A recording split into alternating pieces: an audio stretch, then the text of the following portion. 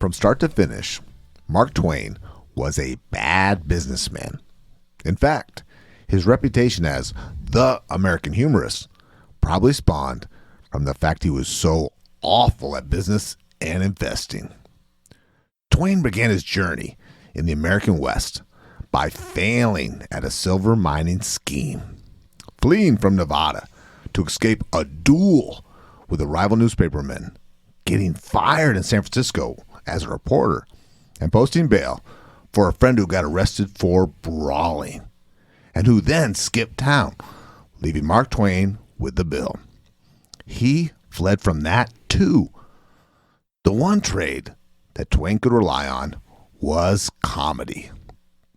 After skipping out on paying his friend's bail, his first real writing success came from a comedy he wrote called The Celebrated Jumping Frog of Calaveras County. It ran the Saturday Press in New York, on the other side of the continent. From there, his word spread like wildfire and cemented Mark Twain as a comedy man, a humorist who was, sadly, still bad with money.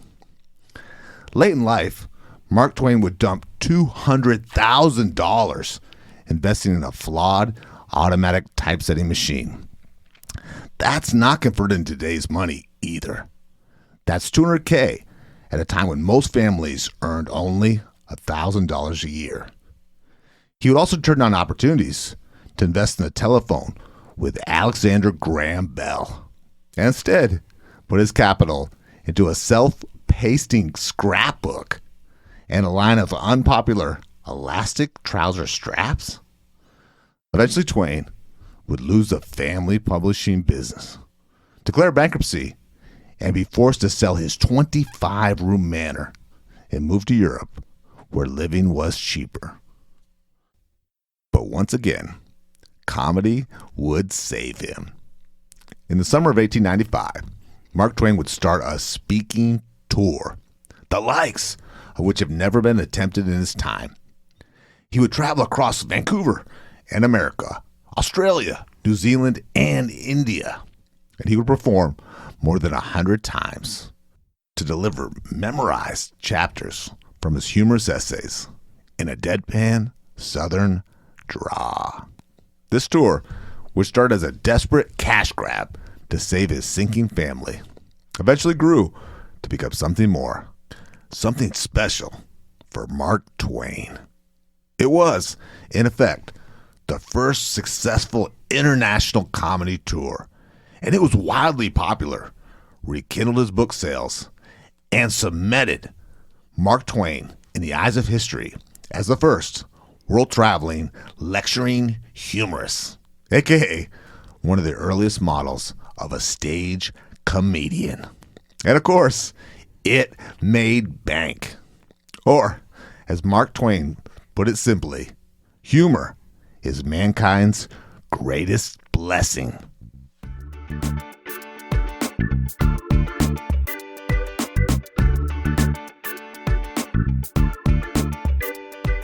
You're listening to The Re-Engineered You. This is a podcast about self-empowerment and all the myths, lies, and misconceptions we tell ourselves. Then we use science and history to bust those myths and re-engineer a better you. I'm your host, Todd Laments, the extrovert. And I'm the writer, researcher, and introvert, Joe Anthony, whose job it is to dig through the outer layer of no duh on the internet and get to the facts. During our episode last year about Linda Rise and attraction, we uncovered a study that listed humor as the number one trait that women look for in men. Other sources, like a 2004 United Kingdom poll from The Guardian, rated humor as the number one desirable trait for both men and women, as scored by the opposite gender. So today, on The Re-Engineered You, we want to talk about humor. If we're already funny, we want to know why. If we're not funny yet, how do we get there? And to guide our discussion about the culture of clowning, we have a few myths to dispel. Myths like Myth 1. We should leave the jokes to the comedians.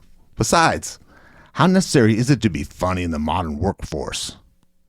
It's not like humor will make you more attractive or earn you more money, right? Myth 2. You're either born funny or you're born boring. Whatever cleverness you started with, that's just what you get. Myth 3. Okay, so I'm funny, but I'm not stand-up comedy funny. I'm better at reacting in a conversation. It's not like we could learn structure of jokes and apply that to my everyday life. So those are the myths we want to challenge. That we don't need to be funny, that funny people aren't born funny, and that it's hard to learn joke structure. We'll get our myths, but first, Joe has a challenge for me, which he seems to think will be very, very funny, but I'm doubtful. Okay, so I just pasted into our script for this episode, like literally 10 seconds ago, a announcement segment. I'm guessing so I can't cheat and read it and be prepared. It is so you can't cheat. This is the retro encabulator. It's sort of like a joke. It's a script, but it's also sort of like a product line. And you've been in sales, right? Yes, my whole life. Have you ever had to read like a sales script where it's like, here are the specs? Yes. So this is a joke sales spec for a made-up thing called a retro encabulator. And there's various versions. There's the turbo encabulator too. But I was wondering, just for fun, I've wanted to challenge you to this since episode 1. We're now on episode 50. That's 50. Yes. Congratulations, Joe. I have waited 50 episodes to torture you with this. Would you mind reading this? And again, for anyone listening, this is Todd has never practiced this. It's unprompted. And if you know of the retro encabulator, you're probably giggling already. Hashtag illiterate. Hashtag Todd can't read. Here at Rockwell Automation's world headquarters, research has been proceeding to develop a line of automation products that establishes new standards for quality, technological leadership, and operating excellence. With customer success in our primary focus, work has been proceeding on a crudely conceived idea of instrument that would not only provide inverse reaction current for use in a unilateral phase detractors, but would also capable of automatically synchronizing cardinal grammeters. Grammeters? This is all made up, by the way. Such an instrument comprised of Dodge gears and bearings, Resilience electric motors, Allen Bradley controls, and all monitored by Rockwell software is Rockwell's Automation's retro encabulator. Now, basically, the only new principle involved in that, is instead of power being generated by the relative motion of conductors and fluxes, it's produced by the modicum of interaction of magneto-reluctance and captivity distrances. The original machine has base plate of prefabricated amulite surmounted in a malleable logrammic casing in such a way the two spurring bearings were in a direct line with the pentametric fan. Okay, we're about halfway through, so I'm going to stop you for a second. Thank you so very much, Todd. If you ever want to read the rest of this, just call me up anytime you want and read it into the phone. So this was a joke that engineers came up with because they're sadists, and this was originally a 1944 Students' Quarterly Journal. So it was basically made for students, and it's a complete and total. It's a prank or a gag. Do you want to watch the original? Sure. Okay, so 1 second. We're going to pause the episode while Todd and I watch the turbo encabulator. Okay, so we just watched the original encabulator video. It kind of, like the audio, it's so old, it sounds like a one of those nuclear bomb fallout commercials. I was thinking those, like, slip a Mickey in your drink, yeah. Right, it's like PSAs. But, yeah, that guy, he's so serious, and he's so good at announcing it or speaking on it. It's worth a watch. It's very funny. It's better than my reading. It's completely made up. That's. It sounds dead serious, and it's all nonsense. It's the densest technobabble you'll ever have. It's worse than Star Trek.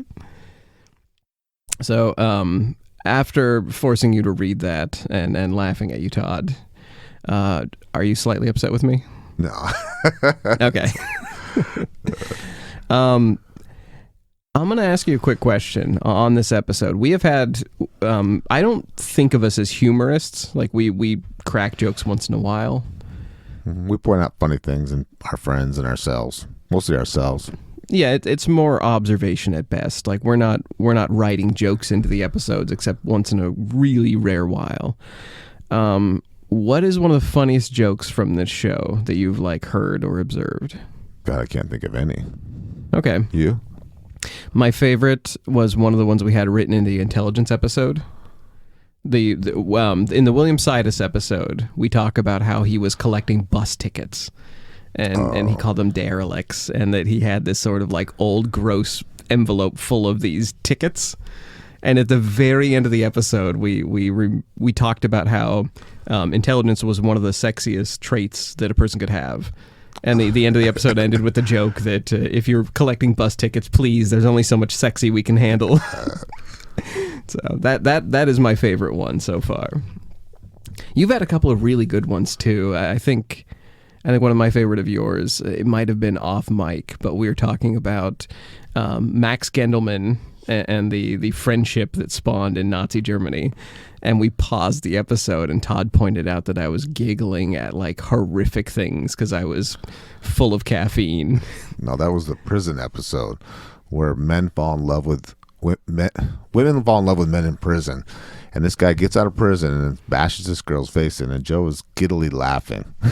Okay, so maybe I laugh at a lot of weird stuff on this episode, but yeah, most of Todd's jokes are pointing out my really horrible sense of humor. So that's what we're getting into today. We're going to talk about humor. Is it effective in real life? Does it help? And I'm dying to know more about our sort of our teaser, Twain. Todd, could you tell us how Twain got his humor? Because a huge portion of this episode is, where do we get humor from? I want to start out with, the actress Cameron Diaz. Do you know her? Yeah, she was in Is There Something About Mary? She has been in lots of films. She is a humor actress. And she said this story, and this has always stuck with me. When she was a kid, you know how you go and have the dinner table? I guess normal families, everyone sits down, has dinner together, and talks about their day. Yeah. We wouldn't know about that, but I've heard that. I've seen it on TV. No, we eat and narrow our eyes at each other and criticize, but I assume other people talk. But most families talk about what happened today, good, bad, whatever. But Cameron Diaz's family was different, Joe. What their parents had their kids do from when they were very little, when they came home, they'd say, "Tell us something funny that happened today." Huh. So that had a huge influence on her being an acting career, because she was always her life looking for things that were funny. So I thought that ties right into this episode. That's awesome. And it kind of sets us up for one of our major points, which is you have to pay attention. A lot of being funny is perception. Now our hero here, Mark Twain, he was always witty and dry. Totally sarcastic. And he was so sarcastic for so long, he really got polished. It came off as natural. And he was always humble, and he made fun of himself his whole life. Okay. Now, Twain's father was the opposite. He was very serious. He could only be described as no fun. But his mother, on the other hand, she was a free spirit. She used to take her son to different churches, checking them out, which was not common in the old days. You didn't switch churches. You went to one church your whole life. Right. That was your social group that you never left. So there's a good chance that his mother was a huge influence on his writing and his humor. Okay. Now, he based all of his characters later in his books, and you as a writer should understand this. He based all his characters on his mom, his friends, and his first love. He was never into politics. He loved people, and he loved being creative and creating characters. He was a born and bred practice storyteller. Do you know anybody like that? No, nobody. Now, Huckleberry Finn, which is his best-selling book, went into print in 1885. It's never gone out of print since it was published. And it's been translated into 50 languages and sold over 20 million copies. So for younger people who don't know what Huck Finn is, it's the twilight of the 1800s. And there's a good chance that young people are still reading it, or forced to read it in school, maybe. Yeah, I think it's mandatory. Yeah. Now, Mark Twain's not his original name. Do you know his original name? Sam Clemens? Yeah. So you've written with a pen name before. Why do writers write with pen names? Because they want to publish smut without anyone judging them like Todd. They don't want to ruin their good name that they don't even have. I can only assume for Mark Twain it's because it was either popular at the time to use a pseudonym, or because it would affect his bottom line at the end. Like we know authors, Stephen King and the woman who wrote Harry Potter, J.K. Rowling. They've both written with pseudonyms, and it's usually because they want to jump into another genre and not have to like drag their name into another genre at the same time. Well, they usually don't start with that, though. No, they start with something established, successful. and then they break that off. Right, exactly.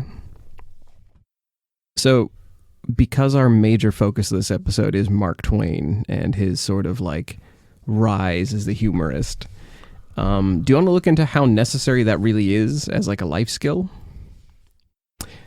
Who is the funniest guy at your work?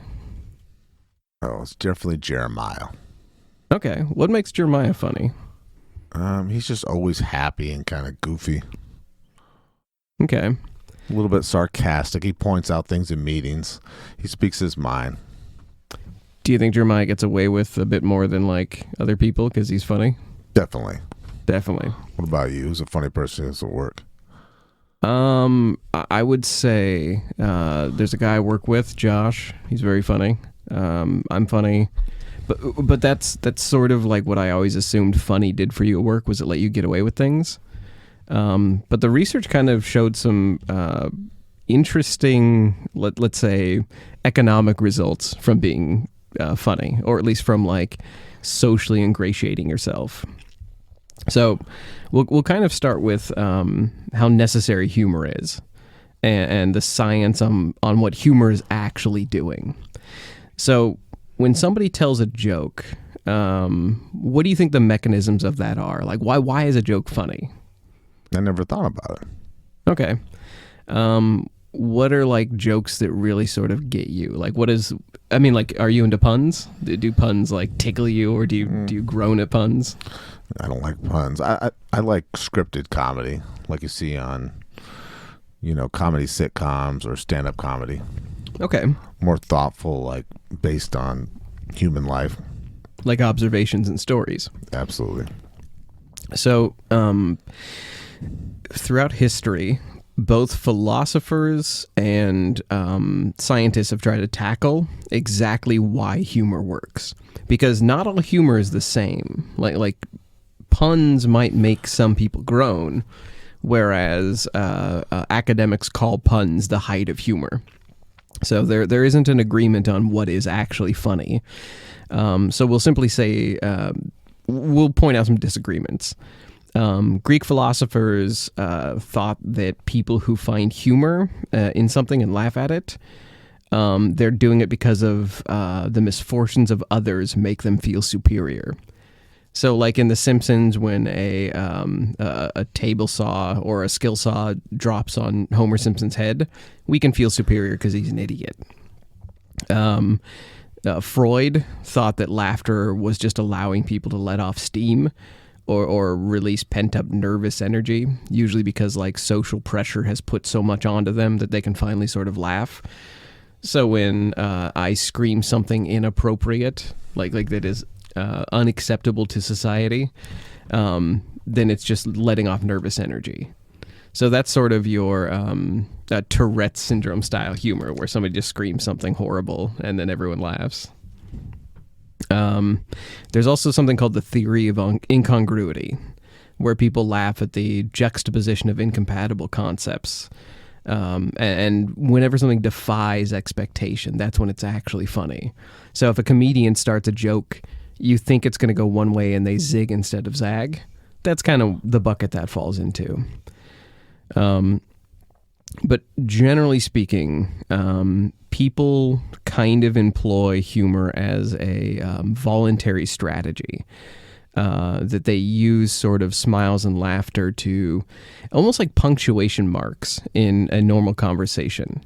Like when you and I talk, I'll throw in jokes. I'll just pepper them in. And so do you. Like I've seen you do little skits where you'll set up sort of like a joke with somebody, but it's tailored to them. It makes them feel better about their day. Why do you find that you do that? I think to me, it's like a social grooming thing to show people that I care about them or I'm interested in them. Perfect. I could not have put it better myself. Social grooming, social integration.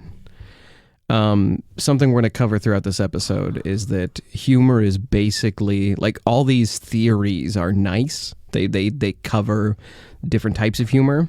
But really, when you break it down, the reason why our episode started by pointing out that humor is the number one sexy attribute of either gender, oftentimes in the same study, it's because humor is a hack. We want people to like us. Yeah, it suckers people into liking us, and it does basically three things at once that are all difficult to do. It shows intelligence, it shows social awareness, and it shows self-awareness. So if you just are funny, people are going to be attracted to you. But if you start using your humor to attract, individualize it for one person, they'll like you even more, right? Exactly. If you demonstrate that you understand their social position and your own at the same time, that's huge. Like, that is the biggest mental hack as a human being that you can employ.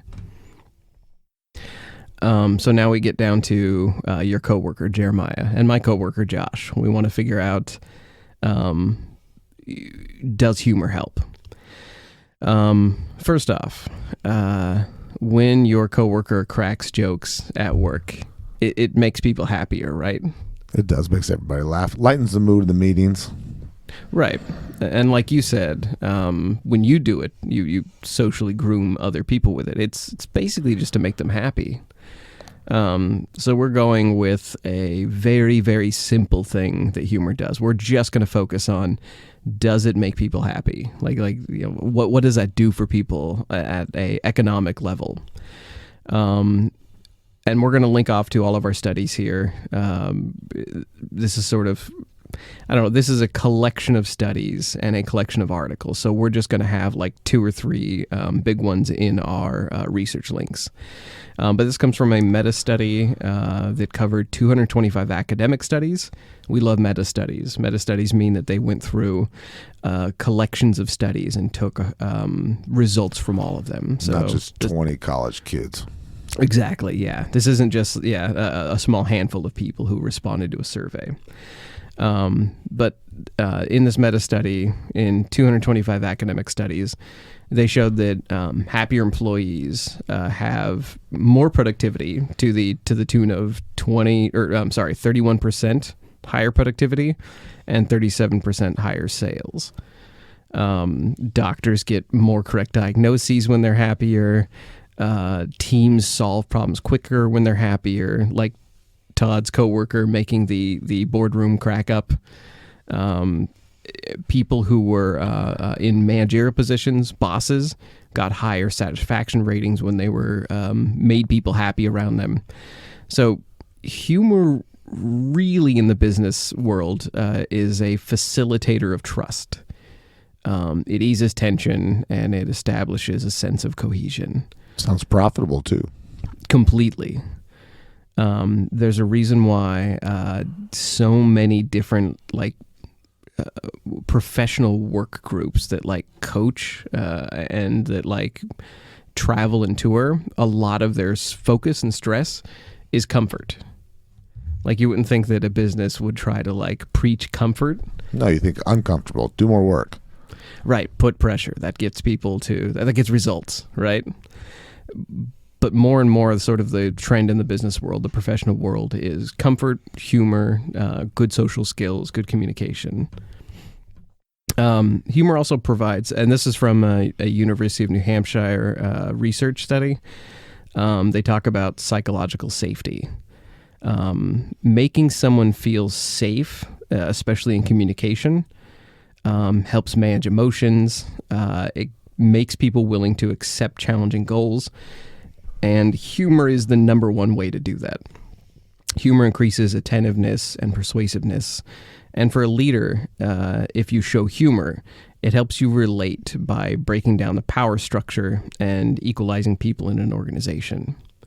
Do you know the original use of the jester, like a court jester? To entertain the kings and queens? It's to entertain kings and queens and like diplomats and things. But the reason why the jester is allowed in court is supposedly, historically, jesters were the only ones who were allowed to make fun of royalty. So they did exactly what we're talking about. The jester broke down power structures. They equalized everybody. They could actually point at a visiting count or duke and say, hey, that guy's fat, or that guy's... Look how he walks. Look at that limp. Yeah. Right. Or I saw that guy punch an orphan on his way in here. What a jerk. But anybody else, it's off with your head. Exactly. So everyone just accepted that the jester was allowed to do that. Like, they were appointed as the humorist and the social equalizer.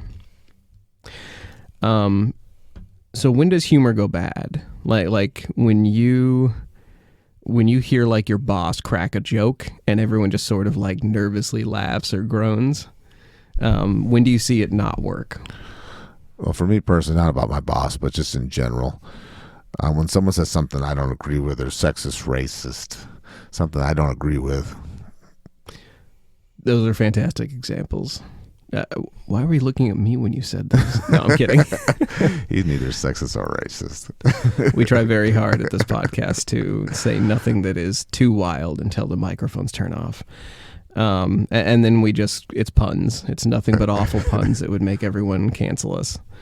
From the same study, they talk about how good humor is empathetic. Good humor punches up, quote unquote, which is a term for you use it to attack the power in a social hierarchy. You do not attack below you. You are not trying to use it to undermine people who are socially on poorer footing than you. I went right back to elementary school here. So when you're bullying somebody and you push them down, you're making fun of things. It's not the same thing. Right. If we're putting it into elementary school terms, we want to make fun of the bully who has power. We don't want to make fun of the kid that just got pushed down by the bully. That would be pretty awful. And Todd is right. Hostile humor has been found to undermine productivity. Anything that could be construed as sexist, racist, ageist, anything that hits upon cultural sensitivity. It's not just that it's cancelable. Like, we kind of live in cancel culture. People misconstrue that. Like when comedians like Jerry Seinfeld come out and they complain that cancel culture is out of control and it makes making jokes hard. Like his biggest complaint is, everyone at colleges complains and wants to cancel him for using racy humor. And he talks about how that is like ruining comedy. What it's really kind of about is you're damaging relationships. Like you're using racist, sexist, or ageist stuff in humor. It's not just about being canceled or not socially accepted. It's really more about making people feel safe or unsafe around you in a social environment. Making people feel bad. Right. You can attack somebody in humor, but it's far better to use humor to make people feel safer around you. This study also notes that 15% of people who are fired for incompetence, like 15%. So if you told me a doctor got fired or your doctor got fired, I would immediately guess probably incompetence, right? Or anybody at your work. If you said that, your friend from your job, Jeremiah, got fired, I would assume incompetence. I assume it's always incompetence. What it actually is, according to the study, 85% of people are fired for not getting along with others. I totally believe that. I am now starting to get a grasp on that, but you have a bit more experience than I do. Well, Joe working nights, a desk job. He doesn't work with many people hand in hand. And I always tell the story about the pirate. Pirate captains lose their lives, right? How's that? They lose their lives because we always think, the good guys come and they walk the plank or hang them, right? Right. They get shot by a firing squad. No, it's their own crew that gets them. Because from what you just said, their social skills with their people, and finally they get greedy and mad. Right. But when you're a pirate ship, you don't just get fired, you get killed. You get mutinied. Well, that's kind of what our studies show, is if you're going to get the axe, it's going to be not getting along with others. And some of that, a large portion of that can be maybe you didn't use humor. Maybe you didn't make people feel safe around you. It's important to note that when we opened this episode, we talked about The Guardian, a UK study that talked about how humor was number one for both genders as far as attractiveness. There was also a 2006 article in Evolution and Human Behavior where a researcher theorized that this has to do with humor being an indicator of high intelligence. And we mentioned that in our Linda Riss episode. So you already made that callback. I just wanted to point it out again that this goes back. This episode basically came from us discussing off air about humor and how much it actually plays into attractiveness. Clever, quick, and intelligent is all attractive. Exactly. The reason Joe said I had more experience in this thing than him was because I've been fired way more times than he's been fired. For guess what, Joe? Not getting along with people. Oh, okay. So crack a joke instead of bash their car with a bat, right? So when you were researching Mark Twain, when do you think his humor actually started sort of setting up part of his life? Well, Samuel Clemens, Mark Twain, pen name Mark Twain, had a lot of tragedy in his life. He had probably the tragedy of 10 people. So I think his humor started very, very, very young. When he was born, he was 2 months premature. And anytime a baby's premature, there's a lot of health problems that come along with that, even today. But back then, even more. So he was a sickly and frail kid till he was about 7 years old. Do you know what they used to do for preemies? No. Before they had the incubators in the early 1900s, they weren't adopted for a long time because incubators were used for chicks. They used to put a warm brick in your crib. So just imagine Mark Twain curled up against a hot brick. That was modern medicine back then. Right. Jeez Louise.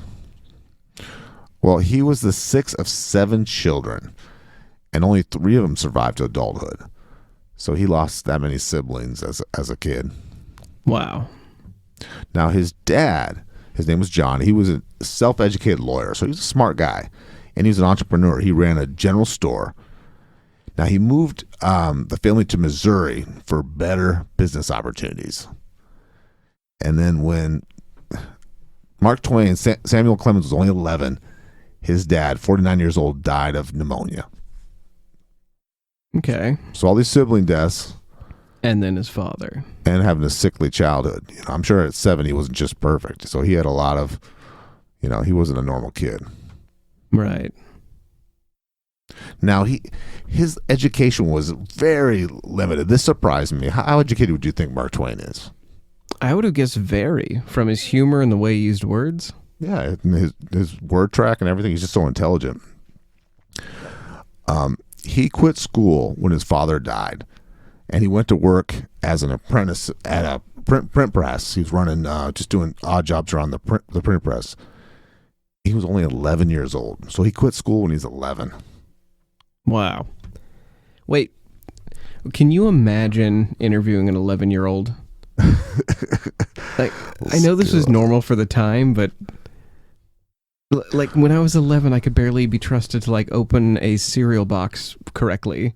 Well, I always laugh when, because we hear this nowadays, and I'm a big American history buff. So whenever we start talking about these other countries using child labor, I'm like, they learned it from this country. Right, yeah, they got it from us. Yeah, that's where it all started. I'm just thinking about staring down at a child who is just like sitting across the table from me and I own a business and being like, so what are your past references?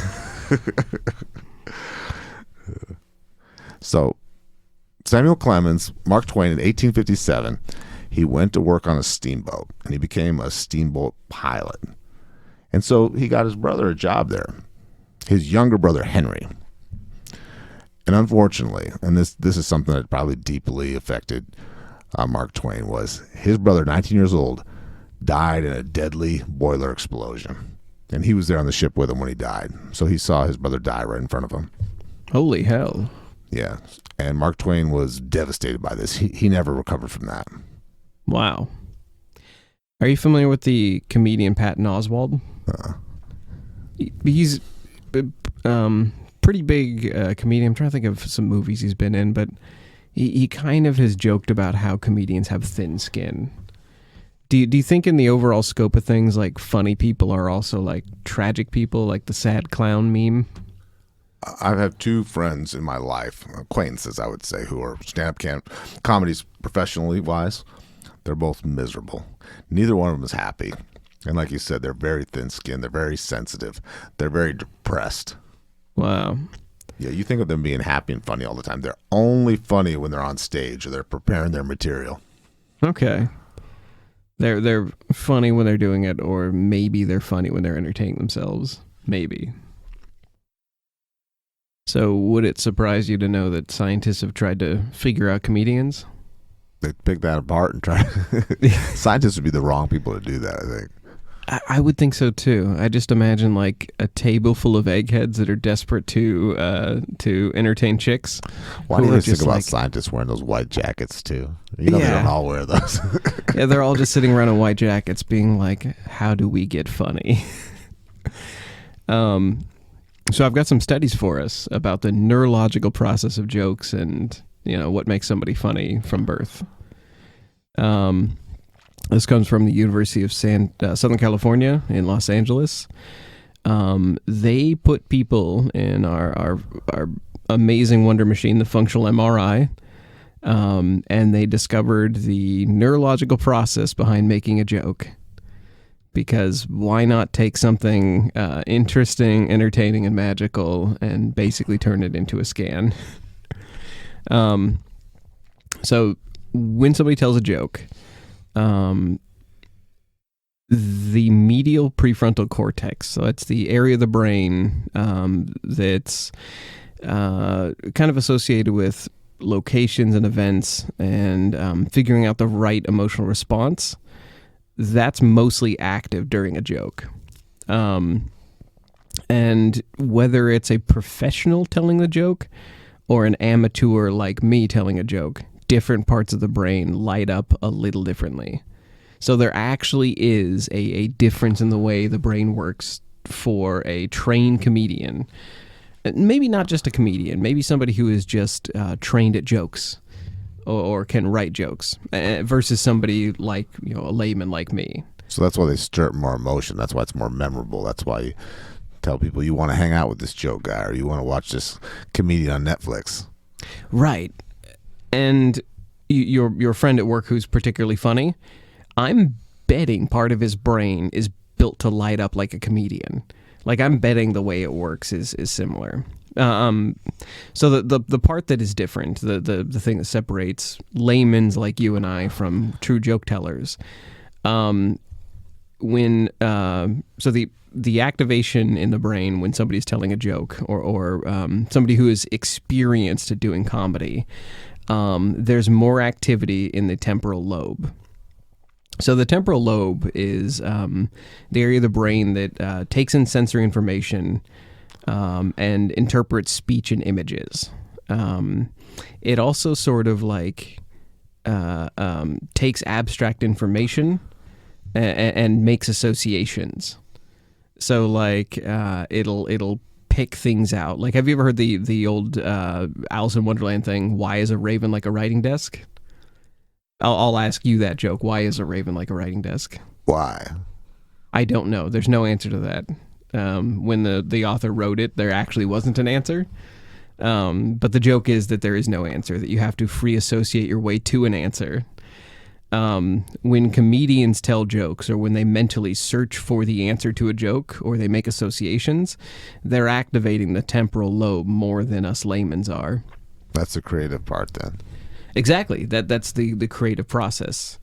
In this study, they say, quote, non-comedians and amateur comedians saw less activity in the temporal lobe and more activity in the prefrontal cortex. That's the area that deals with executive functions and planning and decision-making. So basically, non-comedians are reciting or rehearsing. The prefrontal cortex, that's executive functions and planning. So that's like your joke has been planned out and you are just sort of executing. And this study goes on to say, quote, the professional improv comedians let their free association give them solutions.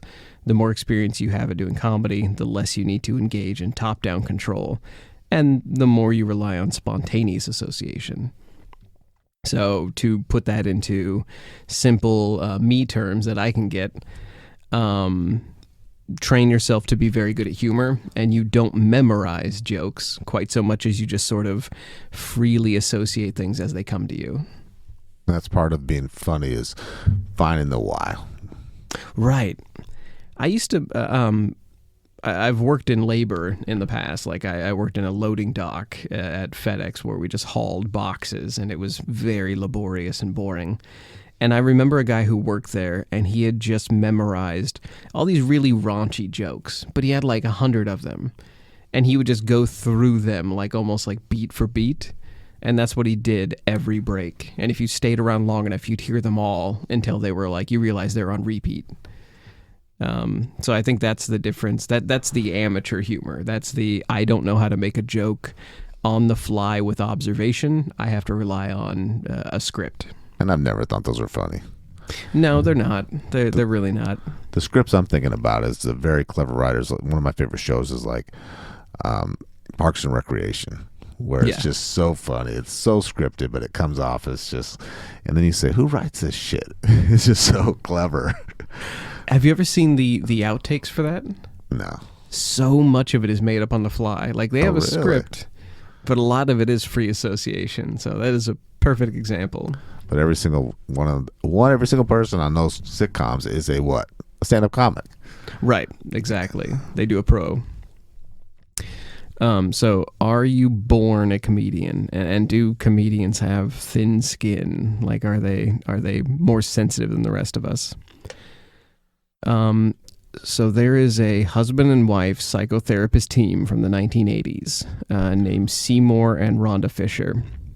Now, the Fishers, people who are in psychology, they might be like sort of shifting in their seats a bit nervously. The Fishers made a name for themselves by crusading against over-medicated children, and they wrote the book The Female Orgasm. And they...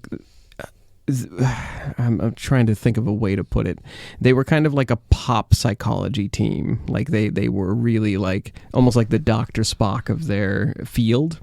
They put out a lot of books that were sort of got wildly successful for a brief period of time. They wrote that the kids who become class clowns and naturally eventually become comedians, it's because they lived in stressful home lives. And in their book, they talked about the Rorschach tests that they put 40 professional comedians through. Among them were like Sid Caesar, Jackie Mason, Tommy Smothers of the Smothers Brothers. And in their book, they said that comedians come from chaotic households who have critical, indifferent mothers, like all the Woody Allen jokes lead us to believe. And that all of them are obsessed with notions of good and evil and demons and things like that. And they wrote in their book, we propose that a major motive of comedians in conjuring up funniness is to prove they're not as bad or repugnant. Basically, that they are obsessed with defending basic goodness. That sounds convincing to me. Like that makes total sense. I think about first thing that popped in my head was people that play violent sports usually come from a rough childhood. Right. So why wouldn't people be mentally defending themselves? I mean, that sounds reasonable. Absolutely. And trying to get your worth and trying to get attention somewhere because you're getting all negative attention at home. Yeah. So for about 40 years, this was sort of the standard assumption of comedians. The whole thing Patton Oswalt said about comedians having thin skin, I still totally believe that. I really do. But more recent studies, this was the results of 523 American, British, and Australian comedians doing self-assessment tests, measuring their personality traits, their psychotic traits. They have more recently found that comics tend to score higher for psychotic traits in the general population, but they did not have more problems in childhood than typical students or anybody reporting at a university, basically their control studies, and they did not appear to be more neurotic. So they did have higher psychotic traits. They did not seem to have worse paths or what they called neurotic things, neurotic tendencies. So the whole Woody Allen sad clown background doesn't really hold water. But what does hold water is that they're more introverted and disagreeable. In fact, that term, introverted and disagreeable, that was used in this sort of like outline study. Like that's something that came up a couple of times, and I sort of love that term. Was there any research on addiction? Because I think of every comic I've ever known of having some sort of sex, drugs, alcohol addiction, or all three. I assume they did not cover it in this particular article, but when they say psychotic traits, I can only assume that comes with it. Yeah, it leads to that. And the term introverted and disagreeable, I apropos of nothing, I associate that with addiction as well. And we can't talk about comedy without talking about Robin Williams. Right. A man who was, what was just surprised me about him was he was so famous and so funny for 40 years. He had such a long career. I don't know, maybe 30 years. I don't know, a long time. I always do the dumb guy math where I think that you would do something tragic, like you would want to have it all end at the beginning of your career when you hadn't made it, when you were desperate. Why would you do it after things had gone well? When you have the mansions and the right and all the fame. But we know how thin-skinned he was and how depressed he was. But that's somebody that everybody liked. It's not because he didn't get enough attention or enough love. Everybody loved him. Right. It's back to the tragedy of the creative mind. Speaking of tragedy, do you want to get into, we talked a little bit about his brothers and how they died. Do you want to talk about sort of like how that influenced the rest of his life? How, I hate to say it, how the tragedy never let up in Twain's life? Well, after he got out of, he lost his brother Henry, his dad died. Believe it or not, he served for a short time in the Confederate military. Really? Twain? You wouldn't think, right? You think of him on the other side. Right. He was only 25 years old, and he joined this pro-Confederate militia. He didn't have strong convictions about the war at all, and this was early in the Civil War. All his loyalty, most likely, was to his Southern roots. So he went. It was only a brief 2 weeks. They were just conducting drills. They didn't go out on any missions or anything. But they disbanded. They ran for the hills, Joe. You want to know why? Why is that? Because our hero, General Grant, was coming. They caught wind that they're going to have to fight against General Grant. And they said, oh, hell no. They were hungry. And they said, no, we don't want to die. We heard that guy's a butcher. Yeah. The drunk boogeyman is coming, so I don't blame them at all. Now, after he got out of that, he ran. He tried his hand for a while at silver mining, and didn't make it rich. He just, starving to get by. So he got a job in Virginia City, Nevada, as a newspaper, as a writer, as a journalist. And this was the first time he used the pen name Mark Twain. All right. We have our superhero origin story. Now you got to pronounce these for me. I want to tell you some of the other pen names he used. Okay. Okay, you ready? You see them? 1 second. Okay, I'm gonna take a stab at this one. W. Epenandus Adrestus Blab. Oh, it's got a real ring to it, doesn't it? Yeah, it would ring like somebody falling downstairs and trying to pronounce what is that, Latin names. Another one of them was Thomas Jefferson Snodgrass. I like that one, Snodgrass. Yeah. Welcome to the Re-Engineered You. I'm Joseph Snodgrass. So we could have been reading books by those two cats and not Mark Twain. I don't think Snodgrass would have been as popular. Huckleberry Finn by Thomas Jefferson Snodgrass would not sell. So how do you do in California? Okay, the year was 1864, and so Mark Twain found literally gold. Literally, how do you say it, Joe? Literary? Literary gold in California. So he'd failed at everything else. And then he finally found. Now he had to leave Nevada because, get this, he had a feuding duel with another newspaper man. So he wasn't getting along, even with his sense of humor, Joe, at work. He wanted to go duel somebody. So when we talk about how necessary it is to have a sense of humor to get along at work, here he is, a humorist, the world's real first comedian, and he's getting in a damn duel with another writer. So you think it's bad for you to have to contact HR? Imagine if the coworker you don't get along with, he wants pistols at dawn. I will meet you on the field of honor. So he went to San Francisco. He got a job as a reporter. But his job as a reporter, so he was a reporter in Nevada. He worked for a newspaper. He worked for San Francisco for a newspaper. But he soon became just bored with work. He was unengaged. And eventually, when you're unengaged at work as a creative person, you get fired. Right. Later that year, he posted bail for a friend, so there's some loyalty there, who had been arrested, who was in jail for a barroom brawl. Okay, the classiest type of arrest. And so he posted bail for this guy, and this guy skipped town.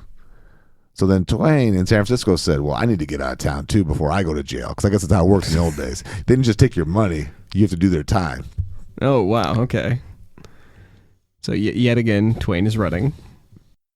So Mark Twain, out of town again, on the run, very transit, very gypsy-like. He was at a bar in Calaveras County, California. It's called the Angels Camp. Okay. And he heard a man telling a tale about a jumping frog contest. So when Twain went back to San Francisco, he wrote a story about a jumping frog contest. It ran on November 18th, 1965. The funny story turned out to be a huge hit with readers. And it was reprinted across the country, across the whole nation.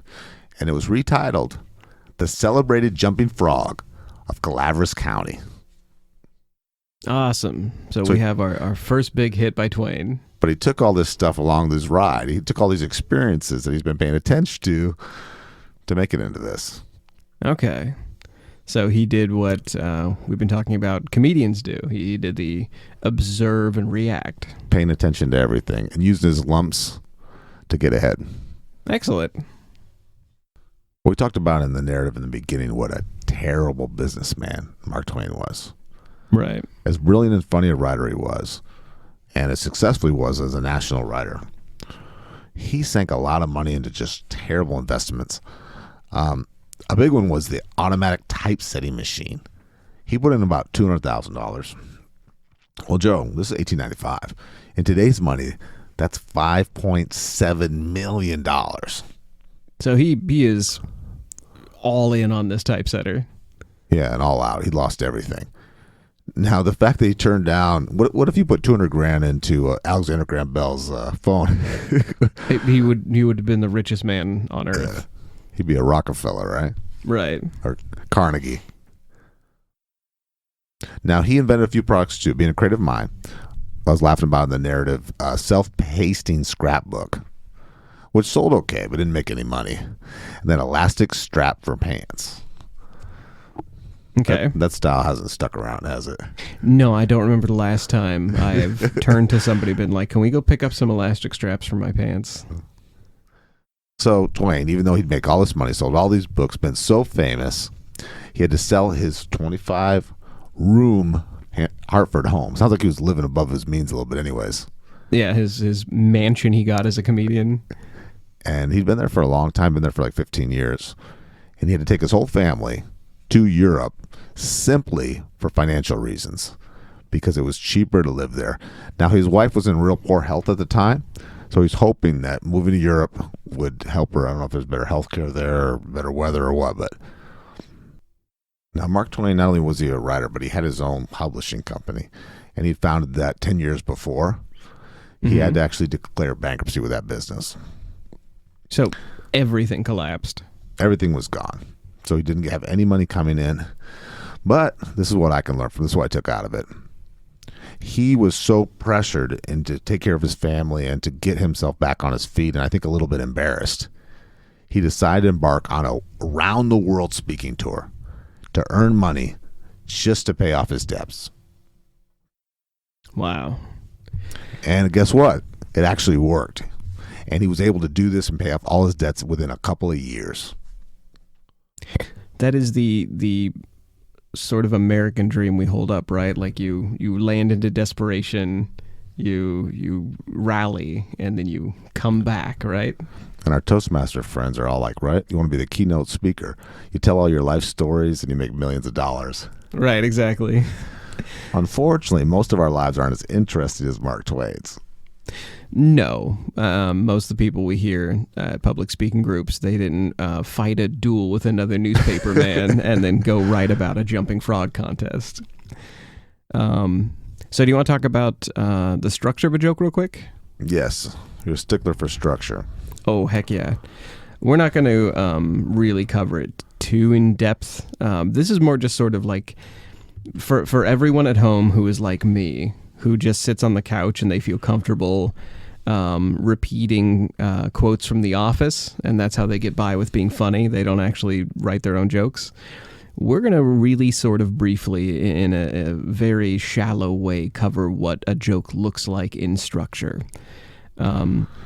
Not that we will be educating you to write your own, like it's not like you're going to walk away from this podcast ready to be a comedian, but just so we get a look on the inside. So we know that there is a working mechanism. So we can look at the parts of the bicycle as the gears spin, and we don't have to just be on the outside wondering how does a joke work.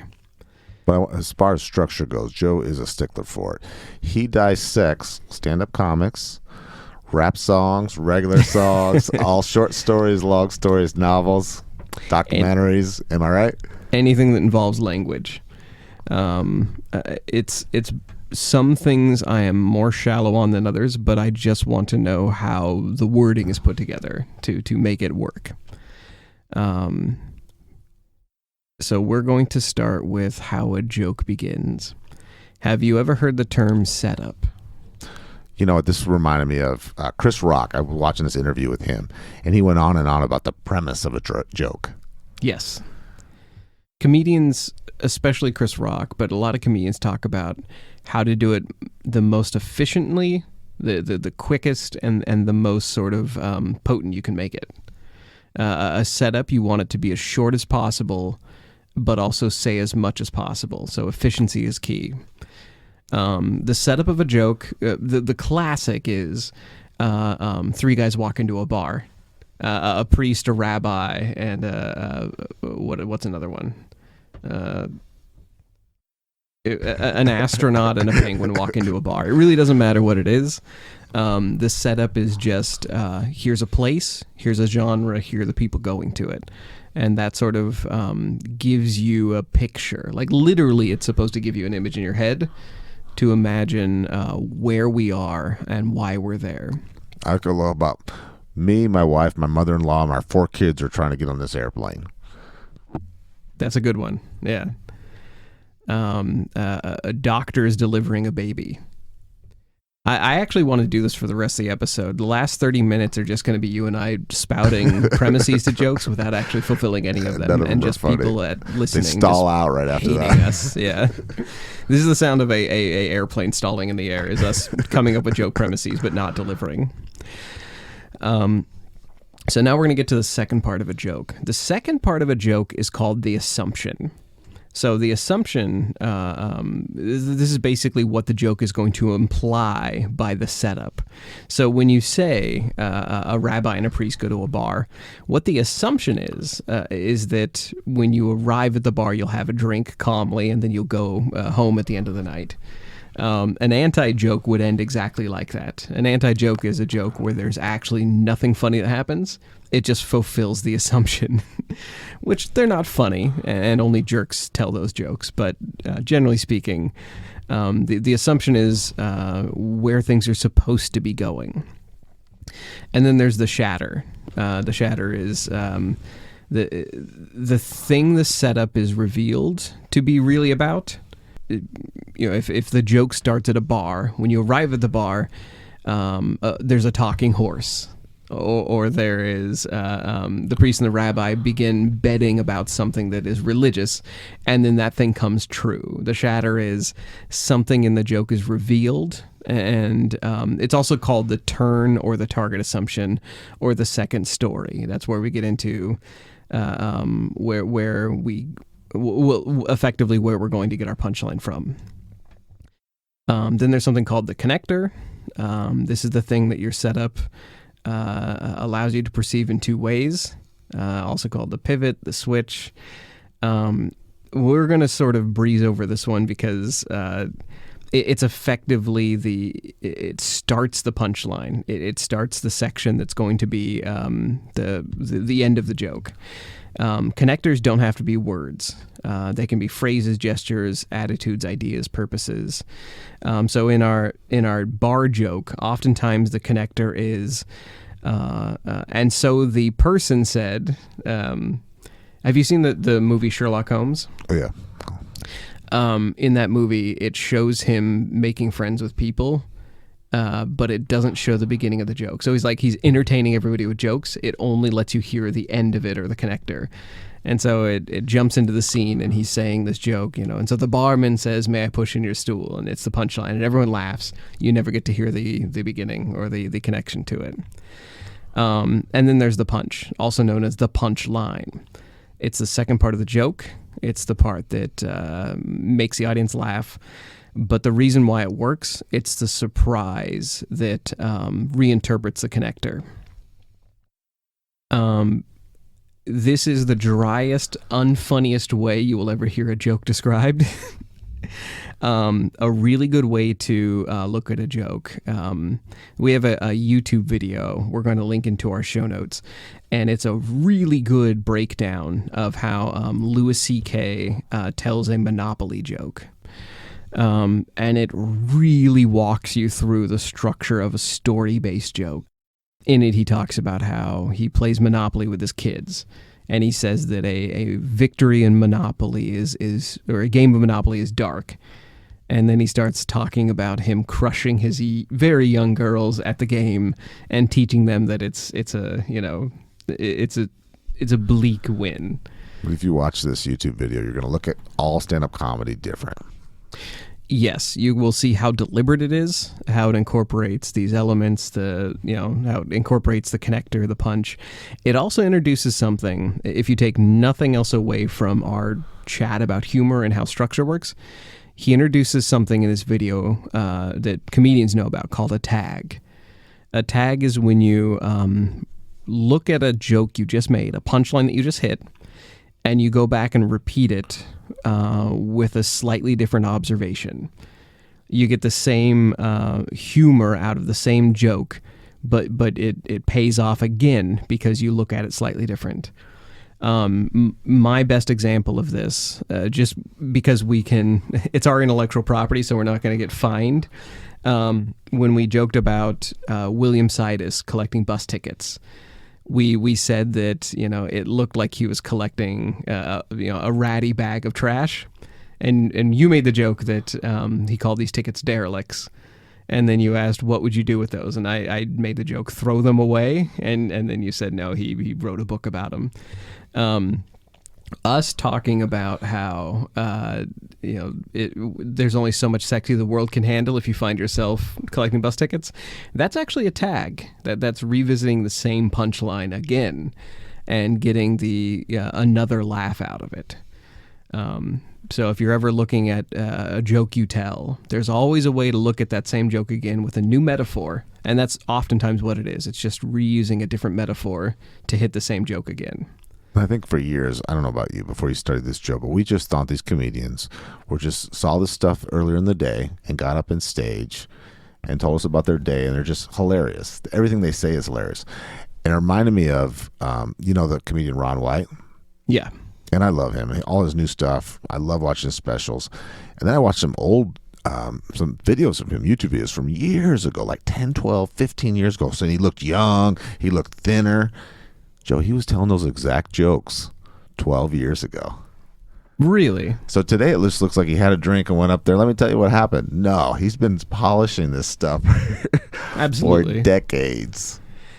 In that Louis C.K. video, in the Nerd Writers video, he talks about how everything sounds like it's on the fly, like he's just now having these observations, but it's so deliberate and it's so built into the structure. But I'm telling you, if you look at joke structure, if you just take a moment to watch that video, or if you watch any video about joke structure online, you can start identifying it. And when you keep your mind open day to day to what is funny and what you can retell as a story, not just something you can react to when you're watching The Office with your friends, being able to tell a good story, even if it's short and it's just goofy and something that happened on your way to work, that really does make a difference in humor. As far as the structure, too, if you were to take any of those blocks out, it wouldn't be funny, or even move them around in that same story. Right, exactly. There's a reason why my dock worker co-worker had all of his jokes memorized point by point. It's because they needed those elements. So, with Mark Twain, like we kind of implied that after he became a traveling humorist, everything was roses and money. That's not so. This is not a happy ending. Mark Twain, for as many kids as he had, he has no direct living relatives that are around anymore. All his DNA is gone. Now, in 1870, he married a woman named Olivia Langdon, and she was from New York, Almere, New York. And they were introduced by Olivia's younger brother. They met on I guess it was a voyage to Europe. I think of it as like a cruise ship, right? In 1867. Okay. One of his best-selling books was about that trip. In 1869, he wrote that book. But together they got married, Olivia and Mark Twain, and they had 4 children. They had a son who died as a toddler. So the tragedy continues. A son that dies as a toddler, 2 daughters that passed away in their 20s. Now, Olivia Clemens, Mark Twain's wife, died in 1904 at only 58 years old. And her famous husband, he died 6 years later.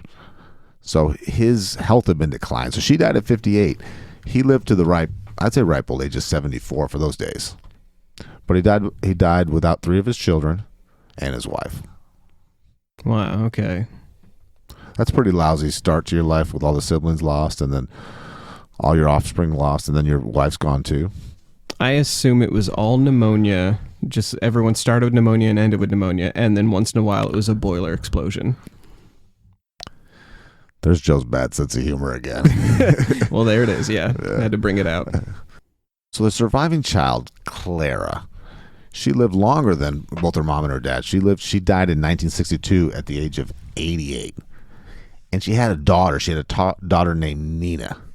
But Nina passed away in 1966. So the Twain family, Clemens family, went on for a while. But when Nina passed away in 1966, she never had any child. She was childless. So today, there are no direct descendants of Mark Twain or Samuel Clemens. Wow. What a shame, right? Mark Twain didn't set out. to invent stand-up comedy as we know it, but he did it for a better life, which is something we all can learn from. Humor seems to be a multi-purpose hack socially. Depending on the polling source, humor is either the most important factor in desirability or the number one factor across the board. Using humor well demonstrates intelligence, social awareness, and social flexibility. And injecting humor into your work life can make you a more trustworthy, persuasive speaker, as long as you stay clear of hostile, racist, ageist, or sexist humor. Humor isn't like athleticism either. You don't have to be born with it. You do, however, have to practice it, especially if you want to be truly fast and witty. The more experience you get, the less you'll rely on the planning part of your brain, the prefrontal cortex. In time, you'll be free associating your way to laughter, just like experienced comedians, letting the more artistic temporal lobe hit those side-splitting punchlines for you. Anyone can be reaction funny or in the moment funny. Anyone can watch comedy specials on Netflix. But if you devote just a tiny bit of time identifying the structure of a joke, what works versus what flops, you can turn that Netflix hour into a fruitful, fun learning activity. And if nothing else, you'll have a new comedy routine to repeat at the water cooler tomorrow.